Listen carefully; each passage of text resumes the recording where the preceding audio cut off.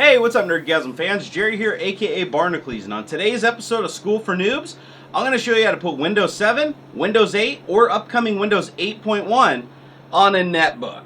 And more specifically, on any device that doesn't have optical media. Because let's be honest, CDs and DVDs have gone the way of the dinosaur. So move over, it's time for the year of the thumb drive. Stay tuned, show you how right now.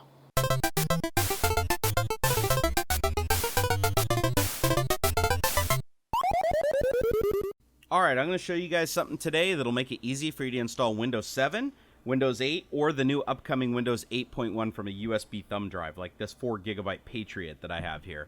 The main reason I'm doing this video today is because I have an old Sony netbook that my wife gave me because she no longer uses it, and I want to repurpose it as a print server using Octoprint for my Ultimaker 3D printer. So I figured, why not show you guys what I'm doing along the way, because hell, you might learn something and this might apply to something you're trying to achieve. So let's get started. Very first thing you need to do is acquire the image, the ISO or the DVD, the media. It doesn't matter. You can either have the ISO or the media.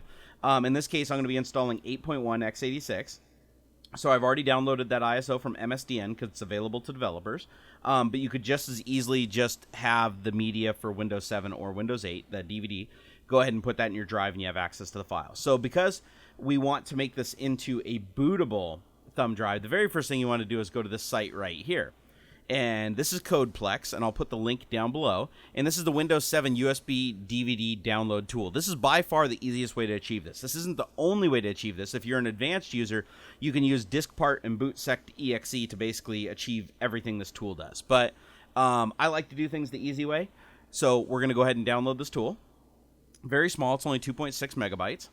So we're going to go ahead and open that up now. And the cool thing is it says it's the Windows 7 USB DVD tool, but it works with all versions of Windows. And by all versions, I mean Windows 7 and up. Don't think you're going to be doing this with like XP and Windows 3.1.1 for workgroups and DOS 6.2 and all that crap. This will not work with OS 2 Warp, okay? All right, so the tool is now installed. So we got the Windows 7 USB boot tool, and it puts a link on the desktop right here. So we're going to go ahead and fire that up. And it says, oh, okay, this is the Microsoft Store tool. Okay, choose an ISO. So we're going to go ahead and browse to the desktop, select our ISO image right here, and click Next. And then it says choose the media type. Do you want a DVD or do you want a USB device? I want a USB device. Somebody's like over here blowing up my phone. So insert the device. So we're going to go ahead and plug that in right now.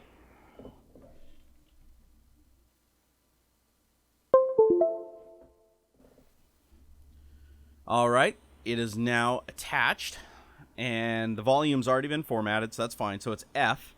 So we're going to go ahead and say use drive F, refresh, F right there, begin copying. And then the tool from here on out is going to go ahead and extract that ISO to the USB device and make it bootable. Now, in the event that you have the media, you're not going to have the ISO available. So I know you said you could just copy the files over. But in the event that you have the media and you don't have an ISO, you can either create an ISO from the media, which I believe you can use 7-zip to do that. I'm not 100% positive on that. But there's lots of tools out there that'll let you create an ISO from a DVD. And then you'd feed the ISO to this tool. Or the alternative is you can seek some additional different sets of instructions to do it the long way using BootSect.exe and DiskPart, which I'll also put some links to those alternative methods up in the description. Just depends on what you want to do. But I found that this method is by far the easiest and most bulletproof. This operation will take a couple of minutes to complete. All right, it looks like we're just about done with the operation. One thing you should note is this will destroy everything that's on your USB drive. So make sure you backed up all your tax documents, secret porn stash, and movie collection. Otherwise, it's going bye-bye. All right, at this point, the operation is complete, and your USB drive should be bootable. So let's go ahead and disconnect it from the computer. And now we should be ready to plop it in the netbook and install Windows 8.1. All right, here we have our awesome Sony Vaio netbook that my wife so graciously donated to the cause. We're going to go ahead and open up the lid here, put in the thumb drive. There it is right there, and fire it up. Now, the first thing you're going to want to do is check your BIOS, because a lot of times these aren't set up to boot off of USB thumb drives right away. This goes for netbooks, laptops, desktops, doesn't matter. You want to check them all.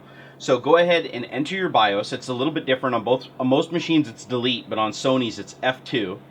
So you turn on the computer, you just tap F2, Or if that doesn't work, try delete or try F1. So you just keep pressing it. There you go. Then you show up this cool screen right here. This is your BIOS. You want to go to the section that says boot, and you want to make sure that USB flash, or it may be called something else, it'll be USB something, is higher in the boot order than the hard drive. Here we can see that it tries to boot from a USB optical drive first, which would be a DVD drive. Then it attempts to boot from a flash drive. That's perfect. That's exactly what we want. And then you also, on this particular device, have to make sure that external device boot is enabled, because this is an external device.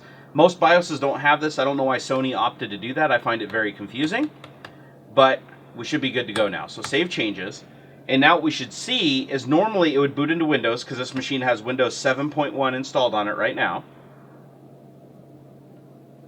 But now what we're expecting is that it'll boot off of this USB thumb drive and go into Windows 8.1 setup. We can see it blinking. And there we have it. That's the Windows 8 logo. And there you have it. We're in Windows 8 setup. Well, that's really all there is to it, guys. That's how you take a Windows 7, 8, or 8.1 ISO and transform it into a bootable USB thumb drive that you can then install on anything that doesn't have an optical drive, which is fantastic. So if you guys have any questions, leave them down in the comments. I'd be happy to answer them. Check out the description. I'll have links to this method and some other methods, along with the link directly to the tool that allowed us to do this easily. Hope you guys had a nerdgasm, and until next time. I really hope you enjoyed this video. If you did, please like, favorite, and subscribe. It helps me a bunch. Also, come follow me on Facebook and Twitter. I love interacting with you guys. Check both of these boxes. Now, I've already installed it on my machine, and I didn't want to like uninstall it and then reinstall it for the video because I have VMs already hosted. So you want to check those boxes and you click OK. Now that's going to take probably, a couple minutes, 3-5 minutes, and that's going to install the component, and then it's going to want to reboot your computer. Once you've rebooted your computer, just open up your search page, do this, and type Hyper, and you get over here, Hyper-V Manager, right here. So you click on the Hyper-V